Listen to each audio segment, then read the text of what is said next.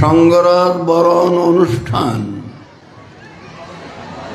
এই অনুষ্ঠানে সভাপতিত্ব করেন বাংলাদেশ সংগরাজ ভিক্ষু মহাসভার সভাপতি ভারপ্রাপ্ত এবং প্রধান ধর্মদেশক, প্রধান অতিথি, বিশেষ ধর্মদেশক, অনুত্তর পুণ্যক্ষেত্র ভিক্ষু সংঘ এবং ধর্মপ্রাণ প্রিয় উপাসক উপাসিকা সংঘ। দীর্ঘক্ষণ পর্যন্ত আপনারা বসে আছেন সদ্ধর্ম শ্রবণ মাধ্যমে এবং শেষে আপনারা যে মহানন্দ সংগরাজ বিহারের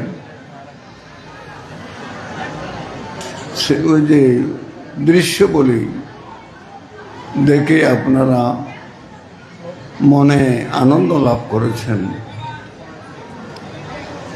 সুতরাং এখানে সংগরাজ বরণ অনুষ্ঠানে রাজকীয় সম্মান দিয়ে সংগরাজকে বরণ করতে যাচ্ছেন।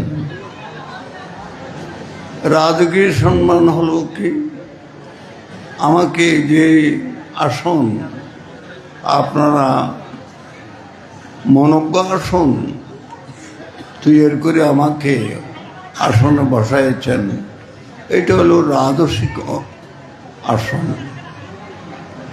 এবং বিভিন্নভাবে আমাকে সম্মান দেওয়ার জন্য উদযাপন কমিটির সাধারণ সম্পাদক, সভাপতি সহ বিভিন্ন কর্মকর্তারা যেভাবে পরিশ্রম করেছেন আমি অবাক হয়ে যাই এবং সাথে সাথে গ্রামবাসী সকলে মিলে আমাকে সম্মান দেওয়ার জন্য এবং সংগরাজ বরণ করার জন্য আপনাদের ত্যাগ, অর্থ ত্যাগ, সামগ্রী ত্যাগ এবং ফুল, ক্রেস্ট, আংখার, ব্যানার সব কিছু দিয়ে আমাকে সম্মান করেছেন। এগুলি আমি দেখে অবাক। ধর্মদর্শনের মাধ্যমে অনেকে প্রকাশ করেছেন সংগরাজ পূজা কাকে বলা হয়, সংগরাজ পূজা কোন ধরনের সংগরাজ পূজা হয়। আমার জীবনে আমি এইরকম আর দেখি নেই। এটা একটা আমার জীবনের নতুনত্ব ব্যবস্থাপনা মহানন্দ সংগরাজ বিহার তথা সংগরাজ উদযাপন কমিটির, বরণ কমিটির সকল সদস্যবৃন্দ।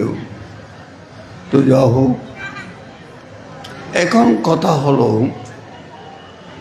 সংগরাজ ভিক্ষু মহাসভা আমাকে সংগরাজ বরণ করেছেন, ঘোষণা করেছেন, সেটাকে বিপুলভাবে এবং নান্দনিকভাবে বিভিন্ন কর্মকাণ্ডের মাধ্যমে আমাকে সম্মান দিয়েছেন।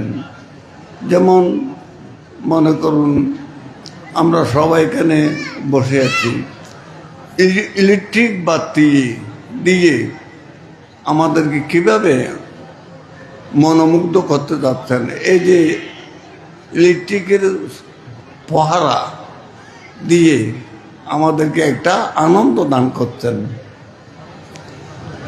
তাহলে আপনাদের বিশেষভাবে উদযাপনী কমিটির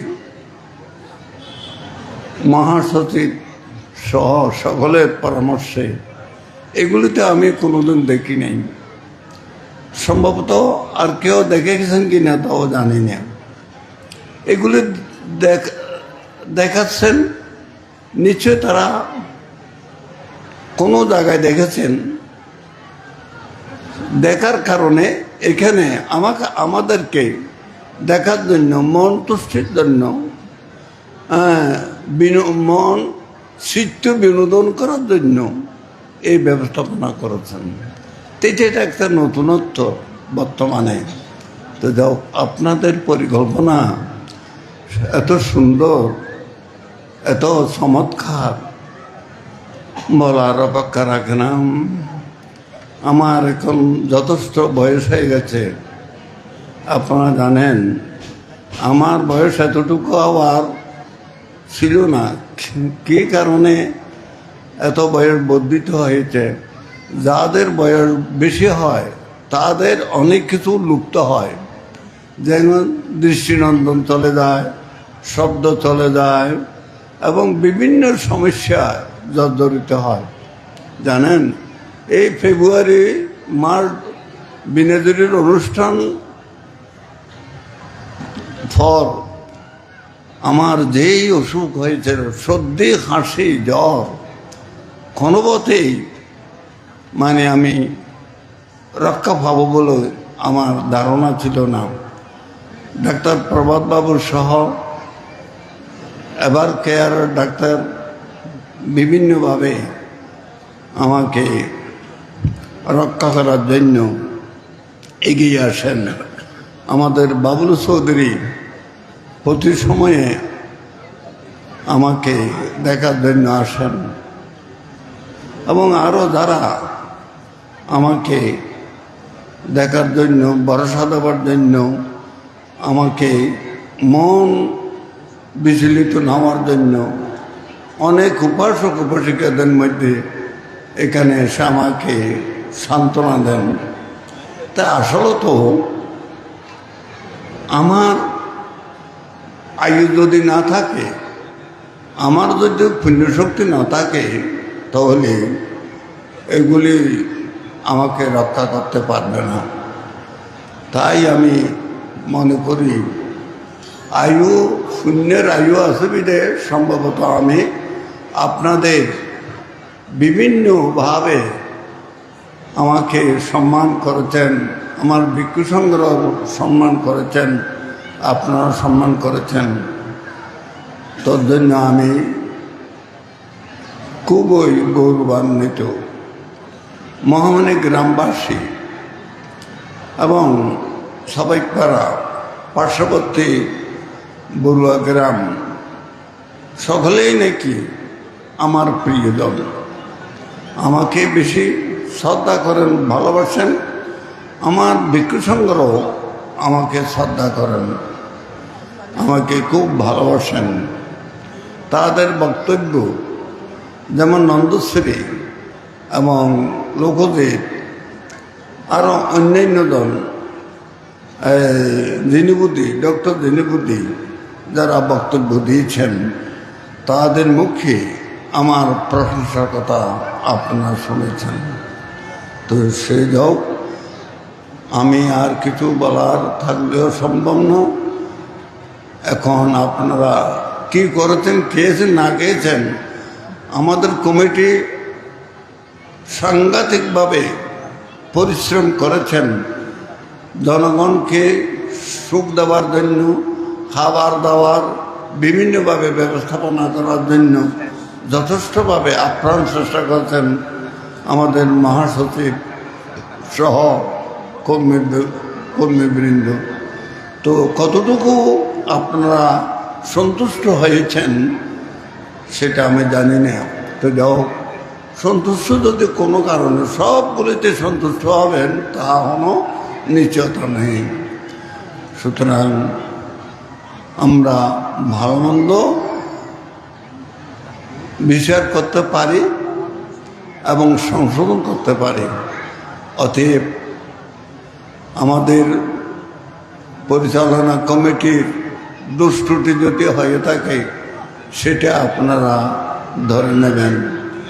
এখানে আমার কোনো বুদ্ধি, কোনো পরামর্শ আমার পক্ষে সম্ভব নয়। তো যা হোক, পরিশেষে